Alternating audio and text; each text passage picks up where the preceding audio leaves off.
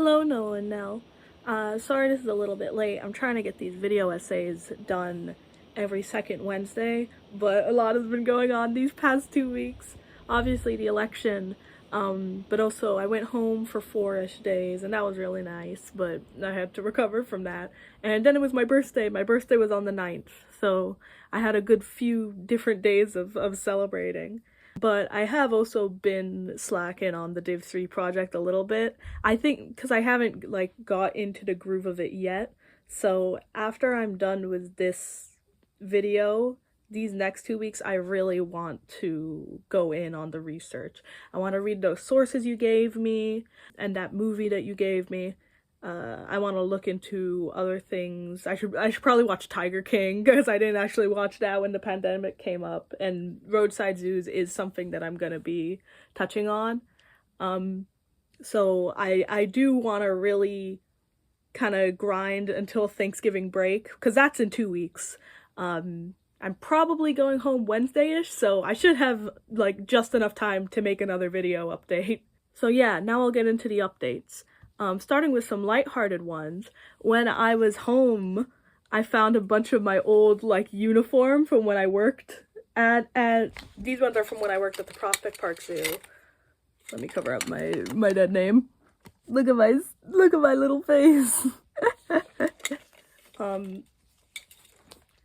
So that's cool. I probably won't wear these for the whole video or anything. That would probably be annoying, but I'm glad I have them as props. I also started my journal. I got it all set up. I wrote my first little page, but it's hard because I have not done a lot of physical writing, pen on paper, and I feel like my hands are way more used to drawing. So it's kind of hard. It kind of hurts a little to write a lot. I'm sure that I will be using it more as I read more sources to jot down notes and to categorize where specific things would be best to bring up, you know? So I'm glad I got it. And on that note, I do have a script for this video, but I'm trying to go mostly on my own brain because I really didn't like how in my trailer it seemed pretty obvious I was reading off of a script. I want it to be conversational. I want to sound like I sound when I'm talking, you know. So I have the script as a guideline for me to glance to and to kind of remind myself of, but I'm trying to go mostly based on myself, at least for this trailer, and seeing how that works. But the main thing that I had to finish for this weekly report was the list of topics and a paragraph about each. But I was really having trouble with it because the topics in my mind, I have 5 categories of stuff I want to talk about. The 3 ones that I mentioned in my trailer: education, spectacle, and animal welfare. And then also history, looking into the history of the zoos, and the personal aspect.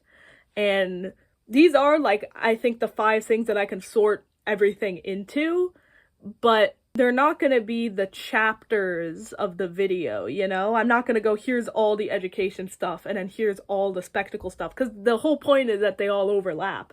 Is that in one topic, you could find an argument, a way to talk about it in terms of the educational value, and the animal welfare value, and the spectacle, and the history of zoos, and personal, what it means to me.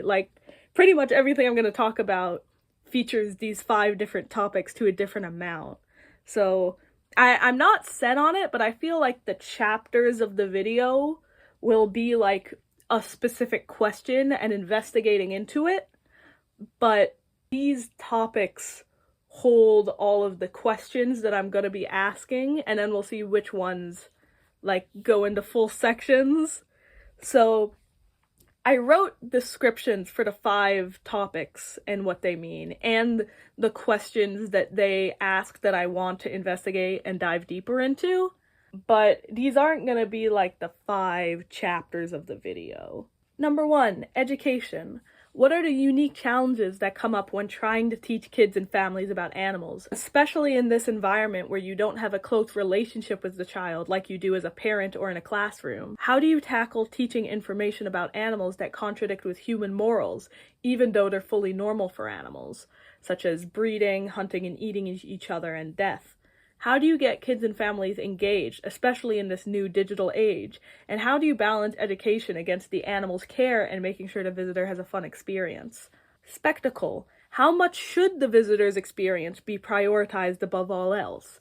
The zoo, among other things, is LBE, location-based entertainment, like a theme park or an art installation, and many get a large part of their funding from the visitors of their parks who want to see cute and exciting animals. What animals are considered marketable to the general public? What about animals of zoos that get famous from social media attention or otherwise?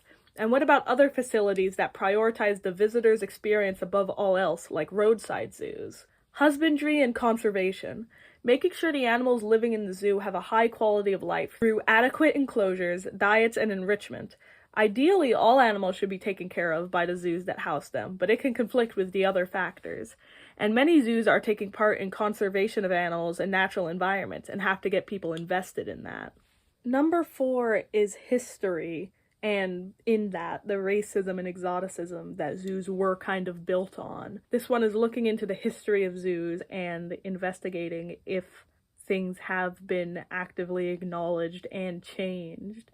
Because I have these tenets as the ideals that I think zoos should strive for and do try to balance, but it is very important to acknowledge where they came from and how that is still a big part of their marketing. Like, specifically, a big part of zoos is having cool, exotic animals that aren't native to the area. And a lot of times in the marketing for that, they play into stereotypes or aesthetics of that region. And in the conservation movement, too, there are a lot of cases of the people who live in the area that they are trying to conserve the animals of not getting a say in that movement. In general, zoos specifically have a lot of profiting off of specific areas of the world and their aesthetics and their animals. So there's a lot to look into regarding that. I'm excited to do a lot of reading about that. And the 5th one is personal. This one's just about me. Why am I making this video? Why am I making these videos and asking these questions? Why do I want to work with zoos specifically? Why do I want to work with children and animals? I don't plan on this being like a separate section, but these questions are going to underlie everything. They do have something to do with every question that I look at here. And I do want the video to be personal in a way. I want to look back on my last year here at Hampshire. I might get a bit sappy towards the conclusion, we'll see what ends up happening, but in general, I just think this is an important tenet like the other 4. So those are my topics. Let me know if you want to meet in a week, but by the end of 2 weeks before I go off to Thanksgiving break, I should have another video essay where I've done a lot more actual research. I probably have a lot more physical notes. So I'm really excited to actually lock in now that I feel like I have a clear plan for what I'm gonna do. And yeah, I'm excited to edit this video. I don't think I'm gonna put that many animations or bells and whistles, but I want to specifically see how I liked this reading off of a script more conversational style. I read off the script a bit more for the topics because I wrote specific things out for those. So it'll be good to get to compare the two and see which kind of video style I like more. Alright, thank you for watching. I was gonna record it last night, but it was dark and everyone was talking, so I wrote the script, but I couldn't actually record it. So that's something for me to keep in mind. I usually am probably gonna have to record early in the morning. So I learned that now. That's another thing that I learned. So thank you for watching. I'm gonna go edit this video and send it out now. See ya.